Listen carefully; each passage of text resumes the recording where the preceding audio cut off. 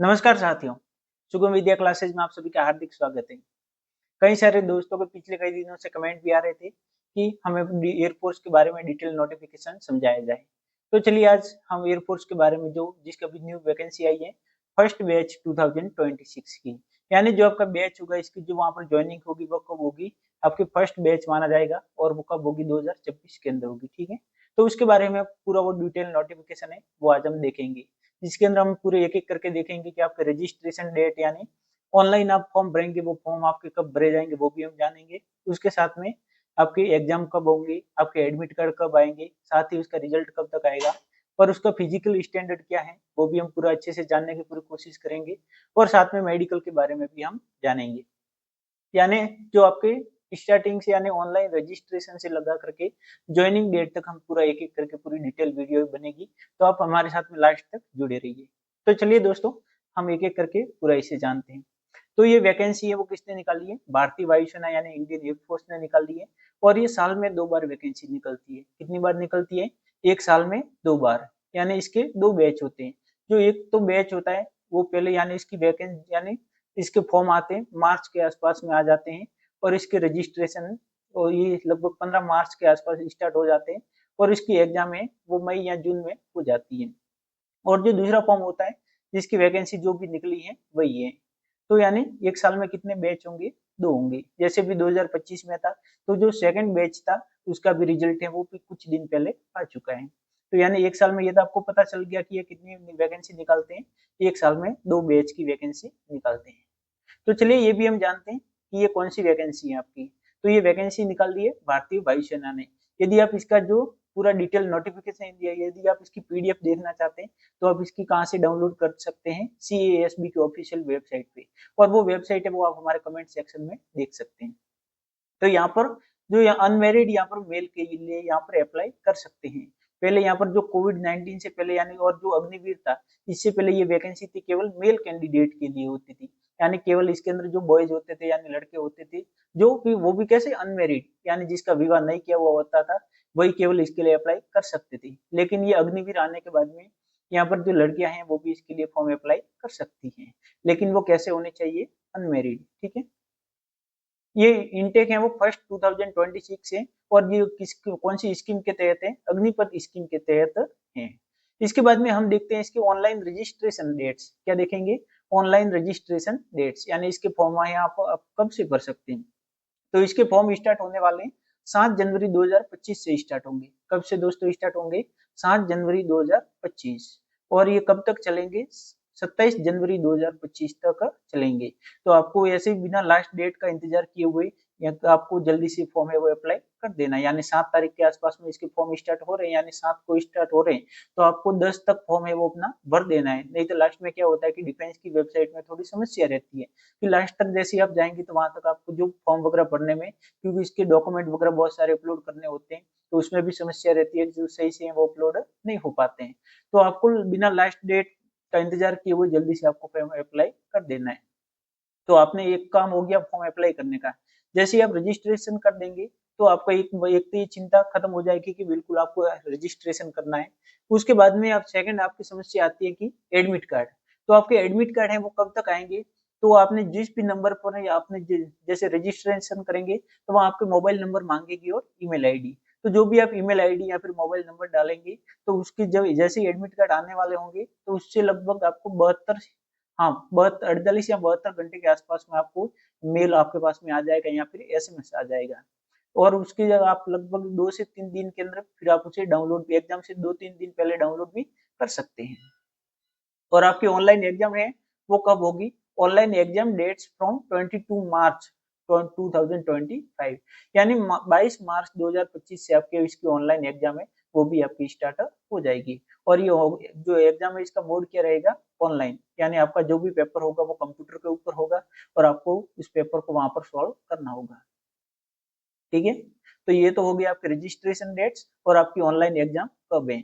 तो आपने देख लिया पहले आपका रजिस्ट्रेशन कब से स्टार्ट होंगे, 7 जनवरी 2025 से लगा करके 27 जनवरी 2025 तक आपके इसके रजिस्ट्रेशन स्टार्ट होंगे। और ऑनलाइन एग्जाम कब होगी, 22 मार्च 2025 को होगी। तो आपको डायरेक्ट आपकी एग्जाम की तारीख मिल गई है, तो आपको सीधा फॉर्म भर के अपनी तैयारी है वो स्टार्ट कर देनी है। अब आगे बात आती है कि आपकी एज, यहाँ पर जो भी साथी है वो भी ये फॉर्म भरना चाहते हैं या फिर जिन्होंने भी हाल ही में 12वीं पास की है, तो यहाँ पर बात रहती है यहाँ पर की एज ग्रुप। डिफेंस में सबसे ज्यादा इंपॉर्टेंट क्या होता है, एज ग्रुप, यानी आपकी एज है वो कितनी होनी चाहिए, तो वो भी हम देख लेते हैं। आपकी एज है वो date of birth candidates born between 1 January 2005, यानी आपका जन्म है वो 1 जनवरी 2005 को हुआ है या फिर उसके बाद में हुआ है, और कब तक, 1 जुलाई 2008। यदि इन दो डेट्स के बीच में यदि आपकी डेट ऑफ बर्थ आती है तो आप इसके लिए अप्लाई कर सकते हैं। और साथ में जिनकी डेट ऑफ बर्थ 1 जनवरी 2005 है तो भी आप इसके लिए अप्लाई कर सकते हैं। और यदि आपकी डेट ऑफ बर्थ 1 जुलाई 2008 है तो भी आप इसके लिए अप्लाई कर सकते हैं। तो ये तो हो गई आपकी डेट ऑफ बर्थ, यानी जो यहाँ पर स्लॉट में डेट दी हुई है वो डेट आपकी होनी चाहिए तो ही आप अप्लाई कर पाएंगे। यदि एक दिन भी इसका आपके ऊपर है तो भी आप नहीं कर पाएंगे, और एक दिन कम है तो भी आप नहीं कर पाएंगे। तो आप एक बार फिर से सुन लीजिए, डेट ऑफ बर्थ क्या है, 1 जनवरी 2005 टू 1 जुलाई 2008। ठीक है। अब आते हैं यहाँ पर आपकी एजुकेशन क्वालिफिकेशन क्या होनी चाहिए। और एजुकेशन क्वालिफिकेशन से पहले हम देखेंगे कि आप यहाँ पर जो आपकी मैरिटल स्टेटस है वो अनमैरिड होना चाहिए, यानी जिन युवाओं ने, यानी जिन मेरे साथियों ने अभी तक शादी नहीं की है वही इसके लिए अप्लाई कर सकते हैं।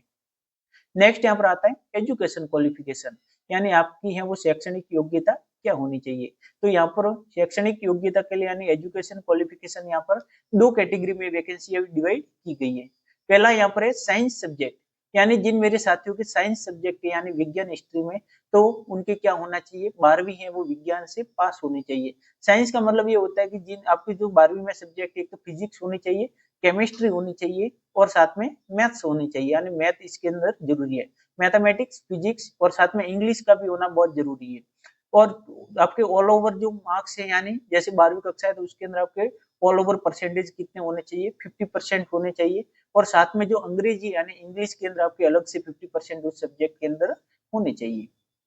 यदि आपके पास में किसी ऐसे कोई भी ऐसा मेरा साथी होगा जिन्होंने डायरेक्ट जैसे 10वीं के बाद में कोई ऐसा कोर्स वगैरह कर लिया होगा, जैसे कोई डिप्लोमा वगैरह होता है, आईटीआई वगैरह होता है, तो उनके लिए भी कोई भी जैसे मैकेनिकल में आपका हो सकता है, इलेक्ट्रिकल में हो सकता है, इलेक्ट्रॉनिक या फिर ऑटोमोबाइल या कंप्यूटर साइंस में है, या इंस्ट्रूमेंटल टेक्नोलॉजी या आईटी के अंदर जैसे इंफॉर्मेशन टेक्नोलॉजी, या फिर कोई भी दूसरी कोई भी आप यूनिवर्सिटी कोई भी हो सकती है, जैसे सेंट्रल की यूनिवर्सिटी हो सकती है या फिर स्टेट की हो सकती है, तो उसके अंदर भी आपके हैं वो 50% मार्क्स होना जरूरी है। और साथ में आपकी जो अंग्रेजी है, यदि वहां डिप्लोमा में अंग्रेजी नहीं है तो आपकी जो 10वीं की अंग्रेजी होगी उसके अंदर आपके 50% मार्क्स का होना जरूरी है।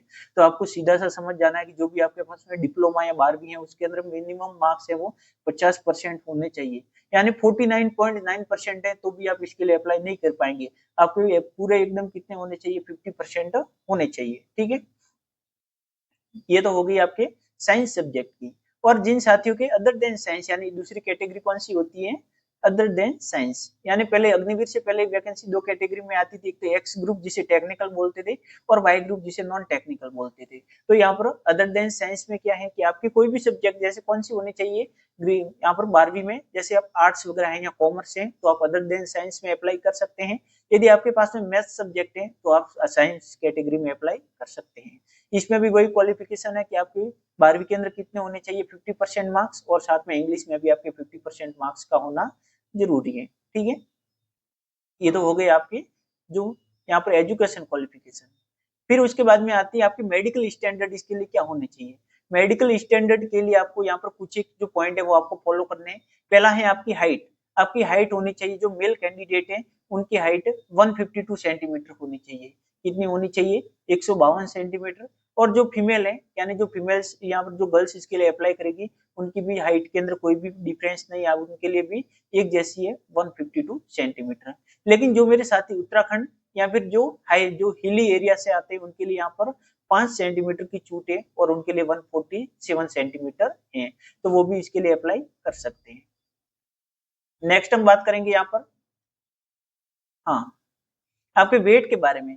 तो वेट यहाँ पर जो आपकी हाइट है, हाइट के अकॉर्डिंग यहाँ पर वेट होना चाहिए। तो आप अपने गूगल वगैरह पे वहां पर करके आप चेक कर सकते हैं, या फिर जो शुगम विद्या क्लासेस के जो टेलीग्राम चैनल है उसके ऊपर मैंने फोटो वहां पर अपलोड कर रखी है कि आपका हाइट के अनुसार कितना वेट होना चाहिए, तो वहां पर भी आप इसकी यहाँ पर चेक कर सकते हैं।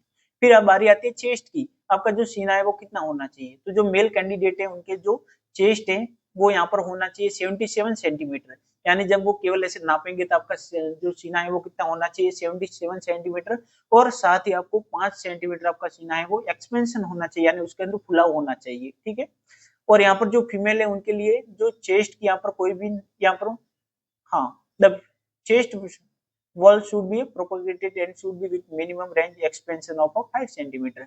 फीमेल के अंदर जो चेस्ट है उसकी यहाँ पर कोई भी लिमिटेशंस नहीं है, केवल उनके 5 सेंटीमीटर फुलाना जरूरी है, बाकी वहां पर कुछ भी नहीं है। हियरिंग, आपके सुनने की क्षमता है यहाँ पर वो भी यहाँ पर देखी जाएगी कि आपको भी 6 मीटर की दूरी से कोई भी हथियार वगैरह है उसकी आवाज को आप सुन पाए। आपके जो डेंटल पॉइंट यानी आपके दांत वगैरह हैं, मसूड़े वगैरह हैं, वो भी अच्छे होने चाहिए। गम्स है वो भी काफी ज्यादा अच्छे होने चाहिए। और जो दांत है उसके जो प्रोटीन सेट्स है वो एकदम ठीक होने चाहिए। और जनरल हेल्थ में यही है कि कोई भी कैंडिडेट जो एयरफोर्स में अप्लाई वहां पर करता है और वहां पर उसकी ज्वाइनिंग होती है तो ऑल इंडिया में उसकी कहीं पर भी पोस्टिंग हो सकती है। तो वहां पर उसके लिए आपको जो मौसमी बीमारी वगैरह होती है तो उनसे लड़ने की उसके अंदर पूरी क्षमता होनी चाहिए। तो यदि वो ऐसा पूरा उसके अंदर मेडिकल फिट है तो वहां पर ज्वाइन कर सकता है। आगे हम बात करेंगे आई के बारे में। तो आई में क्या होता है कि आपकी 6/12 होनी चाहिए, करेक्टेबल वहां पर मानी जाएगी। और यहाँ पर हाइपरमाइट्रोपिया किसी के हैं तो +2 यहाँ पर माना जाएगा, माइयोपिया 1D माना जाएगा। और यहाँ पर कलर विजन भी आपको वहां पर होना जरूरी है, यानी कलर विजन यदि किसी का है तो यानी ऐसा कोई आपके सामने ऐसी कोई भी फोटो वगैरह एक डायरी वगैरह वो लाएंगे जिसके अंदर ऐसे कलरिंग डॉट डॉट बने हुए होंगे और जिसके अंदर आपको कोई भी वहां पर या तो फिगर वगैरह कोई लेटर वगैरह लिखा हुआ होगा जिसे आपको पहचानना होगा। यदि आप उसे वो सही से पहचान पाते हैं तो आपकी आंख बिल्कुल करेक्ट है। हाँ, आगे इसके अंदर हम बात करेंगे इसकी सैलरी के बारे में। यदि जैसे ही आप आपकी ज्वाइनिंग वगैरह हो जाती है तो उसकी सैलरी क्या होती है। अग्निवीर के अंदर क्या होता है कि सेवा निधि पैकेज होता है, उस पैकेज के जरिए यहाँ पर एक पूरी क्या होती है, यहाँ पर जो सैलरी की पूरी स्लिप बनाई जाती है। तो जैसे ही आप फर्स्ट ईयर वहां पर होंगे यानी ज्वाइनिंग का आपका पहला साल होगा तो पहले साल में आपकी जो मंथली सैलरी होगी वो कितनी होगी 30,000 रहेगी, यानी 30,000 रहेगी। जो कि आपको 70% आपको इन हैंड मिलेगा और 30% है वो आपका सेवा निधि पैकेज के रूप में वहां पर एक आपका अकाउंट खुलेगा। उस अकाउंट में आपका जो पैसा है वो वहां पर जमा होगा, जिसके अंदर आपका जो 30,000 टोटल एक महीने का होगा 30,000, जिसके अंदर 70% यदि हम माने तो आपका जो 21,000 रुपए है वो वहां पर आपको सीधा हाथ में कैश मिलेंगे और जो 9,000 रुपए है वो सीधा आपके वहां पर जमा हो जाएंगे। ये पूरा एक साल चलेगा। फिर सेकंड ईयर में क्या होगा, आपकी सैलरी है वो उसके अंदर ग्रोथ होगी और कितनी हो जाएगी 33,000 हो जाएगी।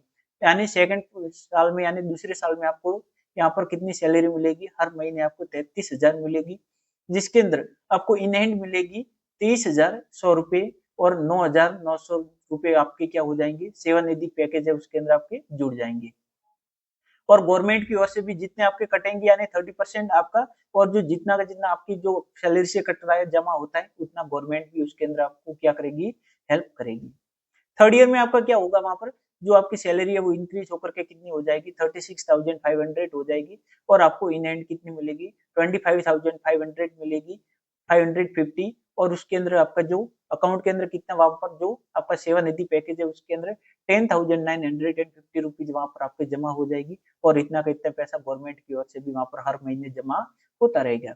और फोर्थ ईयर की यदि हम बात करें तो वहां पर टोटल आपका जो सैलरी हो जाएगी 40,000, यानी चौथे साल में आपको जाते जाते कितनी सैलरी वहां पहुंच जाएंगे आप 40,000। और उसके बाद में 28,000 रुपए सैलरी है वो आपको इन हैंड कैश मिलेगी और 12,000 है वो लेस होकर के, यानी जो आपकी 40,000 सैलरी है जिसका 30% है वो आपके सीधा अकाउंट में चला जाएगा। और साथ ही जो 30% है वो कहाँ पर मिलेगा आपको, हाँ, गवर्नमेंट भी इसके साथ में ऐड करेगी। तो ये टोटल आपका एक अप्रोक्स यहाँ पर हो रहा है 5 लाख रुपए, 5 लाख और थोड़ा बहुत ऊपर हो रहा है। और इतना का इतना किसकी ओर से होगा, गवर्नमेंट की ओर से होगा। यानी लगभग आपको यहाँ पर 10 लाख और 10 लाख से ऊपर यहाँ पर आपको पैकेज पूरा मिलेगा। और उसके बाद में आप सीधा क्या हो जाएंगे, वहां से रिटायर्ड हो जाएंगे। और यदि आपको वहां पर परमानेंट होना है तो आपको फिर से वहां पर एक एग्जाम देनी होगी। और यदि आप और जो आपका जो 4 साल का रिकॉर्ड है वो चेक किया जाएगा। यदि आपको वहां का रिकॉर्ड अच्छा है तो आपको वहाँ पर क्या कर दी जाएगी, वापस से एग्जाम वहाँ पर लिया जाएगा और वापस आपको फिर से ज्वाइनिंग दी जाएगी। लेकिन आपको वहाँ पर एक शर्त ये है कि आप वहाँ पर अनमैरिड होनी चाहिए, यानी आपकी शादी वगैरह नहीं होनी चाहिए, तो ही आप वहाँ पर रह सकते हैं। ठीक है, ये हो गया इसकी सैलरी के बारे में। और हम बात करेंगे इसके डॉक्यूमेंट वगैरह आपको क्या चाहिए। तो जैसे ही आप फॉर्म वगैरह अप्लाई करते हैं तो फॉर्म के लिए आपको एक तो पासपोर्ट साइज फोटोग्राफ चाहिए, और जिसके अंदर क्या होता है कि आपको स्लेट वगैरह पकड़ के ऐसे सामने रख करके आपको उसके ऊपर अपना नाम, साथ में डेट ऑफ बर्थ यानी आपकी जन्म तारीख और किस दिन आप फोटो खिंचवाते हैं उस दिन की तारीख उसके ऊपर होना जरूरी है। साथ में 12वीं की मार्कशीट आपके हाथ में होनी चाहिए, आप अपीयरिंग में इसके लिए फॉर्म है वो अप्लाई नहीं कर सकते हैं। ठीक है, और उसके साथ में आपके जो दूसरे सर्टिफिकेट है, एजुकेशन क्वालिफिकेशन आप आपके पास में यदि कोई एक्स्ट्रा है तो भी आप उसके अंदर जोड़ सकते हैं। जैसे आपके पास कोई स्किल सर्टिफिकेट कंप्यूटर वगैरह का है तो भी आप इसमें जोड़ सकते हैं। अब बारी आती है फिजिकल की। जैसे ही आपका रिजल्ट वगैरह रिटर्न आप यदि आप अपना रिटर्न दे देंगे उसके अंदर, यदि आप क्वालिफाई होते हैं तो फेज सेकंड का आपके पास में एक एडमिट कार्ड आएगा, उसके अंदर आपको चेस्ट नंबर दिया जाएगा और उसके बाद में आपका वहां पर फिजिकल होगा। फिजिकल में आपको सबसे पहले वहां पर आपकी रनिंग होती है। रनिंग 1.6 किलोमीटर आपकी होती है जो आपको 6.5 मिनट में कवर करना होता है। उसके बाद में आपको 10 पुशअप निकालने होते हैं यहाँ पर, उसके बाद में 10 सीटअप निकालने होते हैं और 20 स्क्वाट्स निकालने होते हैं, यानी जिसे हम उठक बैठक वगैरह बोल सकते हैं। उसके बाद में यहाँ पर जीडी होता है, ग्रुप डिस्कशन, जिसके अंदर 14-15 बच्चे एक साथ में टेबल के ऊपर वहां पर बिठा दिए जाते हैं एक रूम में, और जो 2-3 ऑफिसर होते हैं वो सामने बैठते हैं और आपका वहां पर पूरा जीडी लेते हैं, यानी ग्रुप डिस्कशन होता है। आपको वहां पर कोई भी टॉपिक दिया जाएगा और उस टॉपिक के ऊपर कोई भी आपको वहां पर चर्चा करनी होती है। सबसे पहले आपको अपना इंट्रोडक्शन देना होता है और इंट्रोडक्शन के बाद में आप पूरी डिटेल से वहां पर उनके ऊपर बात करनी होती है, और वहां पर एक बच्चे को लगभग 2 से 3 मिनट का टाइम दिया जाता है। यदि आप प्रैक्टिस करते हैं तो आप इन चीजों में वहां पर बिल्कुल पास हो सकते हैं।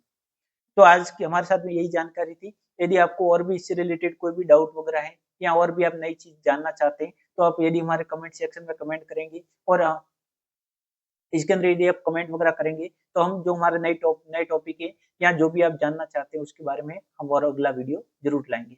Thank you.